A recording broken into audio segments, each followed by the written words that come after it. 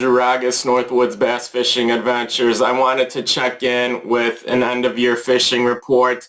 This is probably going to be our last video, at least until sometime randomly during the winter months or until I have something else noteworthy that's worth a broadcast.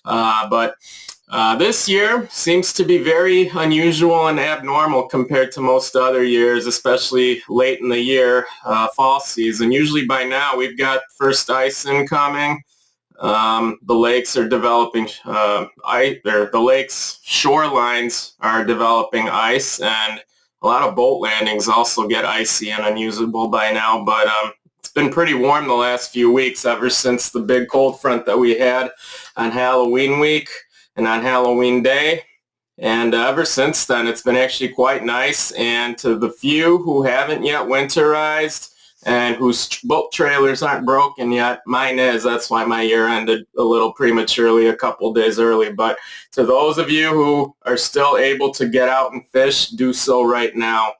My prediction is we're going to have maybe at least another week, and maybe a week and a half, 2 weeks at most. But I will be shocked if by Thanksgiving week and Thanksgiving Day, if there isn't skim ice forming on a lot of our lakes. Usually by now, some places are already getting ice buildup, but as of today, nothing yet. So with that being said, there's still a window of opportunity for late season smallmouths. Get out there and enjoy it.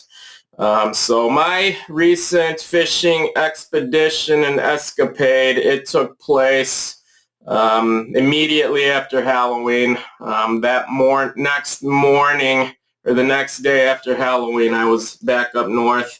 As soon as I arrived, there was still a lot of snow on the ground, but then within the next few days it all melted, and it was like it was mid-October all over again. But I got really lucky with awesome weather. Going into the fall season, I was not banking on doing anything after Halloween, but just how my last month got all planned out and scheduled out, this was going to be my last opportunity of the year anyways, and I was not expecting to be fishing in the first week of November.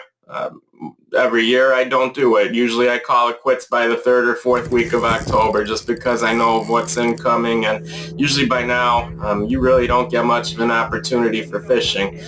But I got lucky with 2 great days of fishing before my most recent calamity took place. So let's go back. Thursday, I got blessed with a very awesome day on one of my favorite trophy lakes. I caught 13 fish that day. I lost at least 5 or more that were probably large fish as well. And of those 13, 12 of them bit that brand new Z-Man TRD Goby, the 2.4 incher that I've recently posted a lot about on the Facebook page and also on the website. One fish that day took a live bait rig, and then on top of those smallmouths, I was also catching walleyes and pike too on the same stuff, so that was really cool. And then the next day, I wasn't expecting a repeat performance from that Thursday. Usually if you catch that many in a day this time of year, for me, that's like extraordinary stuff. And, you catching big fish consecutively on consecutive days, just it doesn't happen often, at least not this time of year in my opinion. But the next day I went to another lake. During my commute down to where I was headed to that day, I noticed something was a little funky with my boat trailer. I'm on the phone talking to my dad, and then I look out the rear view mirror, or actually the side mirror. I noticed my left side wheel. Anytime I went over a speed bump, like the tire got wobbly, and it never did that. And oddly, I know from my prior experience, every time you blow out a wheel bearing, you'll at least start hearing a bunch of squealing, some squeakiness, or worst case scenario, you'll see some smoke coming out of the tire.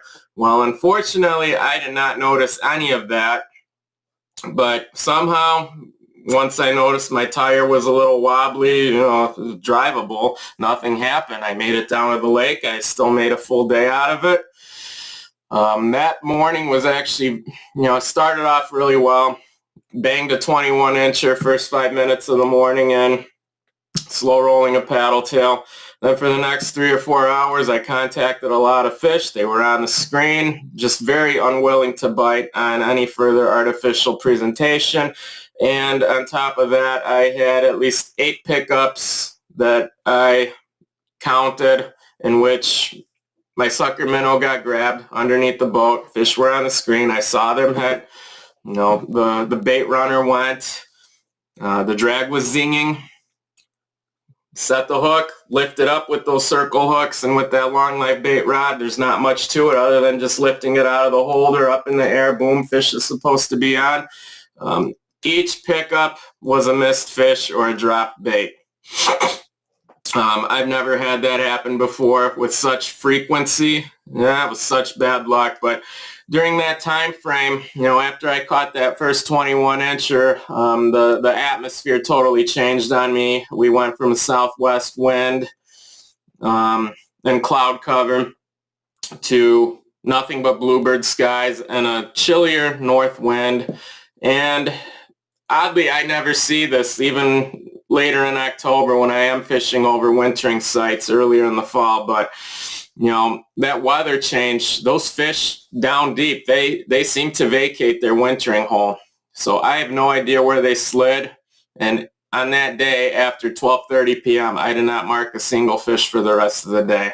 And then I called it quits at 3:30 that day. But yeah, I've never seen that happen when fish, they're concentrating deep. You know where their wintering region is.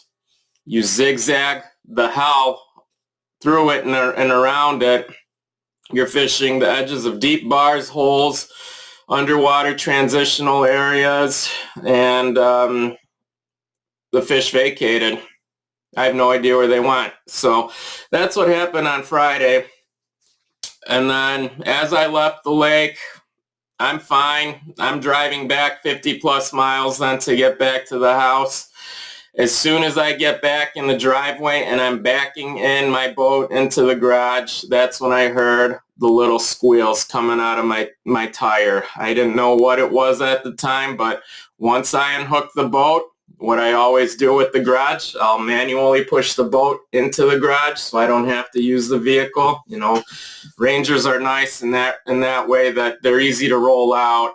If the boat isn't too heavy or big for you, you can actually wheel it and push it in and pull it out by hand if you ever need to, which is a nice thing about my 681. But I noticed something was terribly wrong at that point when I could not push my boat into the garage at all. The wheel was completely seized, and made my investigation. I did another further inspection. A bunch of black sludge was coming out of the tire. I did not notice that at all, even when I fished midday. Nor did I notice that when leaving the lake. And the tire was completely crooked. And after getting back safely into the garage, it was determined that this is not road safe. And it's a miracle that I even returned. I was able to drive 100 plus miles round trip. There were no accidents. My boat did not end up in the middle of the highway either. So some of you said guardian angels. I have no doubt. I got 2 of them, 2 new ones up there this year with Chubbs and my grandma. God bless them both. So I have no doubts that maybe someone was watching over me. But anyways, my year ended then. Sunday was a maintenance day, and I took a lot of video clips, so a couple lessons here for you guys. End of year boat maintenance. Definitely do a thorough job winterizing your outboards. Not only are you going to be doing the lower unit gear oil, but on top of that, you do need to remove all of your spark plugs, fog them, shoot up fogging oil into each cylinder, and then crank your motor once everything is complete. That fogs the engine properly. And on top of that, Mercury Marine, they make it really user-friendly, I feel, with checking the props, because on the Pro XS, the drain port, it's behind the prop. It's right next to the prop shaft, right under it. And what you're going to have to do, obviously, and what I have to do conveniently, I have to remove my whole prop assembly in order to access the drain port. And lo and behold, first time ever, you know, we've all seen horror films about fishing line getting wrapped around your prop shaft and, you know, getting sucked into it. And what I found was the first time ever for me. 100+ pound braided fishing line wrapped up around my prop shaft. But thankfully it did not get through the seals. It could have been bad if this got left unattended. So PSA, never throw fishing line into the boat. If anyone, and myself even, anytime we have a tangle or we have to cut line, always throw that line, wrap it up in a little bird's nest, you know, wind it up into a ball, throw it in your pocket, and then when you get home, dispose of it properly into the garbage. What tends to happen, you take line off, throw it in a ball, put it somewhere in your boat, that line's going to fly out and blow away off into the lake or road it goes, and that's not good. That's actually counterproductive. So yeah, PSA and lesson: always check your prop shaft. Maintenance is important, and keep the waters clean then too, because you know that's really what you got to do, and then we don't get the trouble of having line wrapped up around our prop shaft. So right now, as far as the fishing report goes, what's happening out there still, water temps are in the low to mid 40s. I really don't expect any changes to happen or any first ice thoughts until the arrival of the next major cold front. Whenever that happens remains to be seen. It could happen maybe at least after next week, maybe Thanksgiving week at soonest, who knows. But we are in a very unique month here, I feel, with all these end-of-year fishing opportunities that are still available. I've actually never, ever done smallmouths during November month, and this year has been a first, and all the cool stuff I saw last week was just totally new to me. You know, one of the nice things about fishing so much, and even when I'm out by myself, I learn so much that I otherwise wouldn't have the opportunity to do so if I was with other people or if I was hosting people for trips. So that's really the coolest thing about fishing so much. You see so much, you experience new things, and you're always learning. That's the best thing about it. So if anyone is still out there fishing right now, expect feeding windows to be very short but rapid, but in between all those windows you're going to have a lot of dead periods. You know, a good window for me this time of year, and then even earlier in fall, you know, 2, 3, 4, 5 fish all within an hour. Then, you know, the next 4 or 5 hours could be totally dead, and then maybe at the end of the day you'll run into another pot of fish that are willing to bite, and that's going to be your next feeding window. So that's very typical of this time of year. But all the fishing you should want to do right now until the very end, wintering sites only. Remember, 90% of the fish are in 10% or less of the lake. Everything is deep structure oriented. You know, a wintering site, it can be really anything. It's also going to be lake dependent too. What type of structure and habitat does that specific lake offer for its smallmouth fishery and population? You know, on some lakes, wintering holes are deep holes. On other lakes, it could be fish cribs, especially if the lake is shallow where it doesn't have much else as far as deep water habitat is concerned.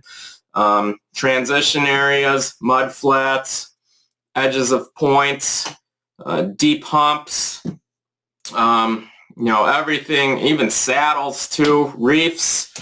Even on some lakes, smallmouths, they're just pelagic because they're just following cisco and smelt all day long too. So, you know, a wintering area can be anything really. It's what these what the fish have identified within that specific fishery, and also depends on the makeup and the composition and the topography of each individual lake too. So any fishing you're doing that, it's going to revolve around structure and deep water. So good starting point, you know, 20 to 30 feet. but you can also look a little bit shallower than that too, or even slightly deeper too. It just depends on what the lake has and what it offers.